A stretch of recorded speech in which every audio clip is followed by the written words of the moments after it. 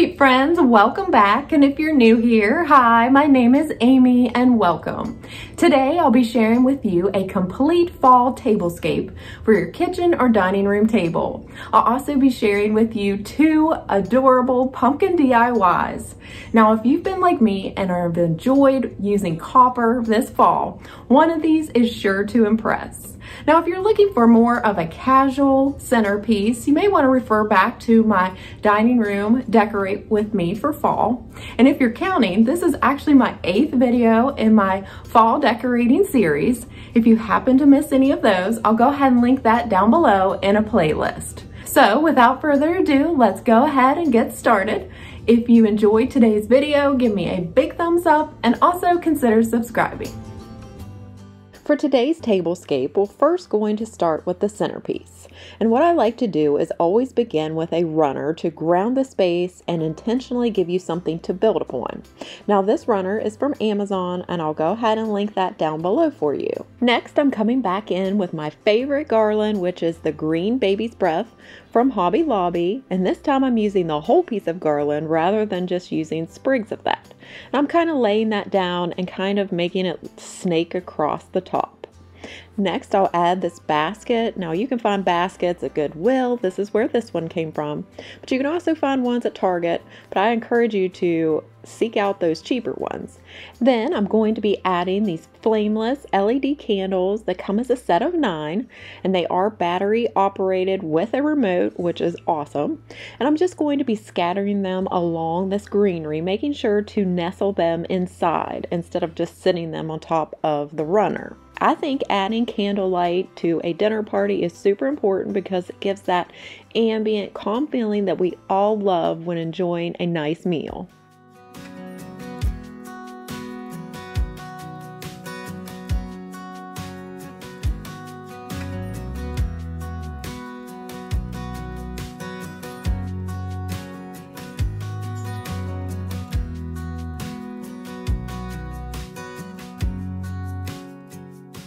Now we're going to go ahead and add some fall foliage to the basket. I'm loving these that I picked up from Hobby Lobby. They're very realistic looking with acorns and berries.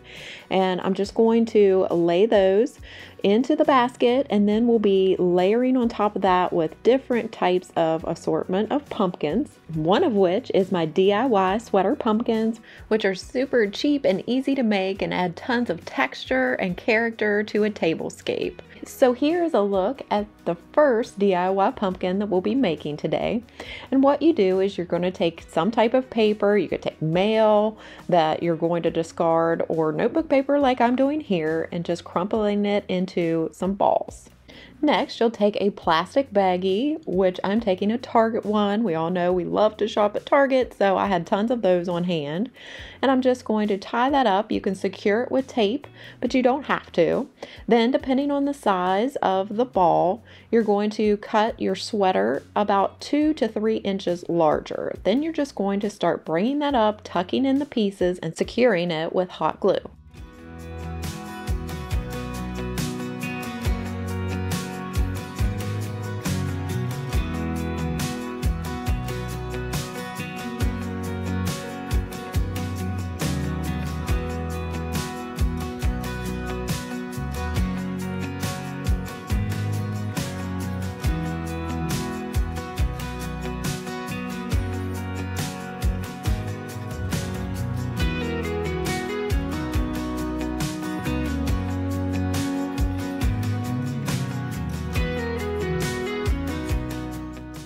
Now that your pumpkin is taking shape and your sweater is nice and secure, we can use 3 pieces of twine to create the lines on your pumpkin. Begin by laying your twine down underneath of your pumpkin, and then wrap it up towards the top, finishing with a knot, and make sure to leave about 3 to 3.5 inches of extra twine that you're going to use later to wrap and secure the stem.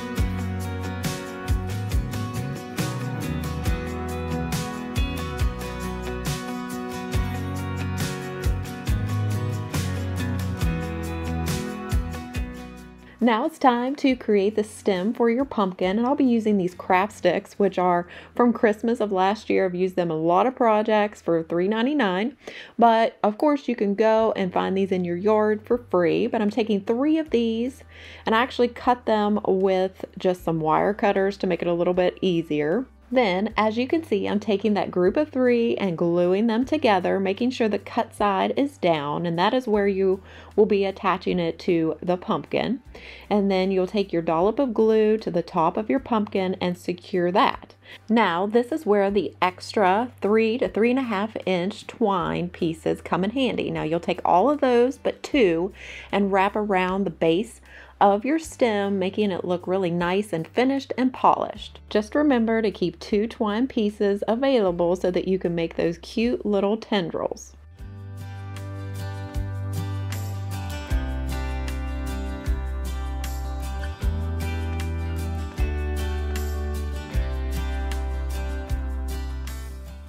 Now for this last step, you can actually totally skip it. I did this on a few of mine with just straight tendrils, but I wanted to share with you today how to make those curly Q tendrils. All you do is put just a little dollop of glue, twist that up, put another dollop of glue, and just keep doing that until you're towards the end, and it'll make that cute little curly Q.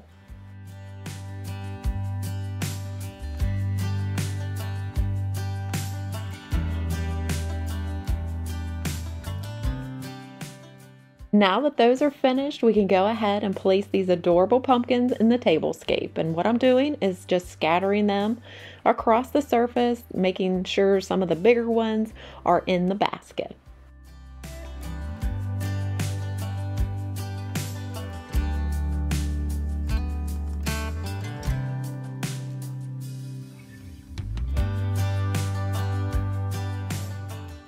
Now I'm adding these DIY aged leaves. If you happen to miss that video, I can go ahead and link that up above for you. And I'm just placing them every so often to add that autumn color and texture throughout.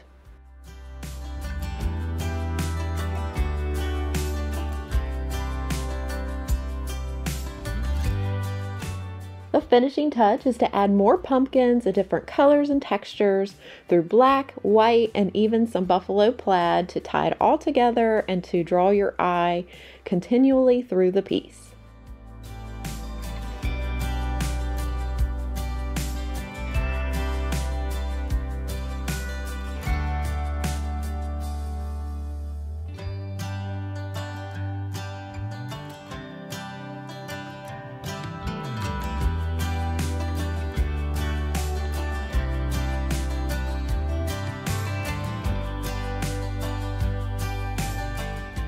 Now it's time to start adding the table setting. I love adding tons of layers to create a super interesting effect here.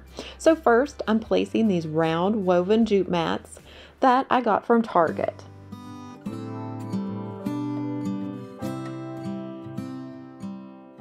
Now to layer on top, I'm adding these gorgeous copper chargers from Hobby Lobby. Now I do need to warn you, at least in my Hobby Lobby, they were mixed between copper as well as rose gold, and it was really hard to tell the difference. So just be careful when you're picking these up. For my dinner plate, I'm keeping it super simple and going with my oldie but goodie stoneware from Walmart. Now they no longer carry this specific pattern, but they still have some, and I encourage you to get white because you can use them throughout every holiday and season. I think that white dinnerware is timeless. Then to the top, to really punch it up, I'm adding these black appetizer dessert plates that I picked up from Target.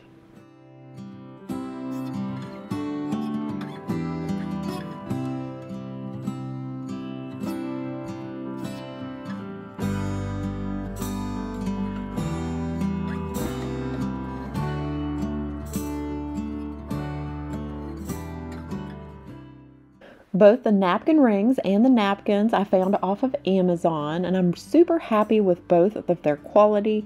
I love the fabric napkins with that lace detail, and I think these are just going to really set the table setting off.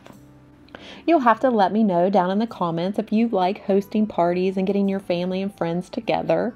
I think it is an important time for us to just start getting back together, getting to know each other, and sitting around a table. I think it really does something, especially after this year we've all had. We just need people back in our lives and really have a sense of community.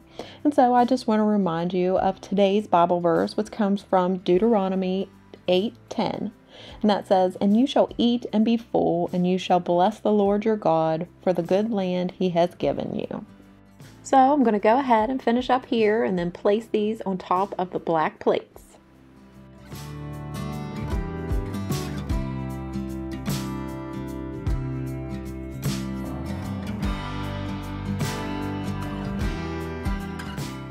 Here are the glasses that I'll be using for our tablescape today, and these are actually from Goodwill. I was so happy that I ran onto those, and I was able to get all 6 for only $2.99. Now we can move on to the second DIY pumpkin project, which are these adorable copper pumpkins that can stand alone or that can be used to hold a table place card.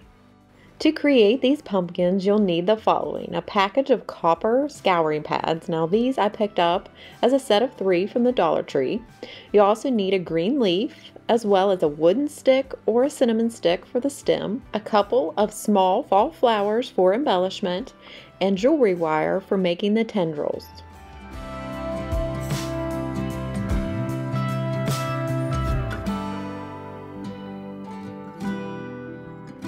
To create the tendrils, all you do is take that wire and wrap it around a pencil.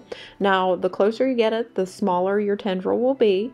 And then you just slide that off. And I'm going to go ahead and make 2 of these. I guess you could make as many or as little as you want. And then we will attach those later. So first you start with your scouring pad. Now you will have an open side and a more closed side. So we definitely want to work on the closed side. So you see there, I just added a dollop of glue, and then we're just going to assemble. First we put the leaf, then we'll put the stick for the stem, adding lots of glue to secure it. Then we'll come back in, and instead of gluing those tendrils, I found that they worked really well with just screwing them into place. Now you could definitely use some glue if you want to. Now you can go ahead and add your embellishments. I'm using these mustard color fall flowers and securing them with some hot glue.